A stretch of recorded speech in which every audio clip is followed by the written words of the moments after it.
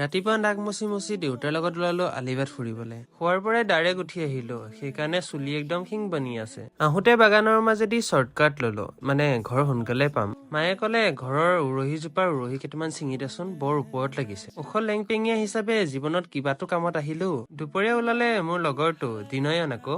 এদো city হাম নেহি ছোড়েংগে। আজি মায়ে লফা শাকৰ সৈতে মাছ বনাইছিলে, তাৰ সৈতে ভাত এমুঠি খালো। খাই লৈ মই ওলালো ভণ্টিৰ লগত গলো হেলেমলে। সন্ধিয়া বাদাম খাই খাই লাডুৰ লগত ওলালো আলিবাট ফুৰিবলে। কিবা এটা মুখত চুবাই চুবাই গৈ আলি ফুৰিলে বেছি ভাল লাগে, মানে এনাৰ্জি লষ্ট আৰু এনাৰ্জি গেইন দুইটা একেলগে হৈ যায়, মানে কনজাৰভেশ্যন অফ এনাৰ্জি ফল' কৰো আকৌ। অকমান এডজাষ্ট কৰিব আৰু, মানে চাইন্সত পঢ়া ল'ৰা যে অকমান ওলাই যায় আৰু।